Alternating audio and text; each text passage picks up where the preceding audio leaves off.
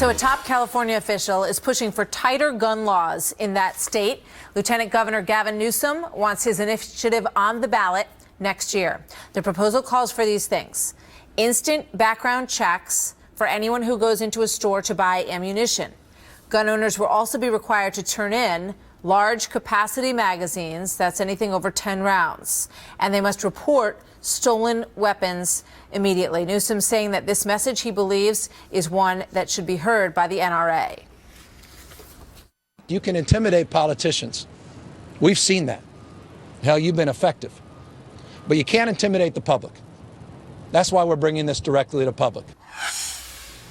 So let's see what Leslie Marshall thinks about this. Syndicated radio talk show host, blogger for the Huffington Post, and a Fox News contributor. And David Webb is host of the David Webb Show on Sirius XM's Patriot Channel, columnist for The Hill, and a Fox News contributor. Welcome Good morning, Martha. to you both. Good morning, to you. Leslie, let me give you take the first crack at this. Good idea? Yes, I think it is a good idea. I mean, first of all, I don't think it's too much to ask, hey, if your weapon's stolen, report it. Secondly, this is a state issue, and I would think David likes more power to the states. And speaking of the state, we in California, overwhelmingly, a majority here do support stronger and stricter gun control measures. One of the issues in the past that people have said with background checks on weapons is that criminals aren't going to go to a gun shop or maybe even a gun show, where many of us obviously still want background checks. But what about that ammunition?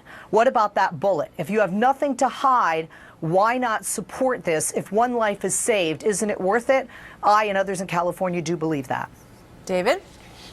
I'm about to cry. I don't know what to do after that persuasive argument on emotion. You know, let's apply liberal logic here for a moment. In New York City, a 16-ounce big gulp is bad for you, but in California, if they get it, and in Washington, Oregon, and Colorado, pot is good for you. That's the kind of logic you get from these anti-Second Amendment types. They did it in Seattle, by the way, in violation of state law, by passing a $25 tax on weapons and a 5-cent tax on bullets. This will have no effect on the criminals, but they want to criminalize law-abiding citizens. First of all, to Leslie's point, law-abiding citizens have their weapons stolen. They report it to the police. Why? Because they want it to be either found, taken off the street, and not end up in the hand of a bad guy, which means they might get into a more legal issues if it's used in a crime. You've got Hillary Clinton, who wants an Australian in Keene, New Hampshire, this past weekend. She says she wants a national Australian-type gun buyback program. And the liberal logic is if you remove the guns from the population, everything will be okay. Let me refer you to the knife intifada going on right now in Israel. Bad people, terrorists or criminals, will use whatever is available to commit their crimes. Let's listen to Hillary Clinton on this last week. Here she is. The NRA tries to keep gun owners, the ones who are members, really upset all the time so they can keep collecting their money, because they tell them that they're the only thing that's going to stop the black helicopters from landing on the front yard and people's guns being seized. I mean, that's basically the argument they make. Leslie?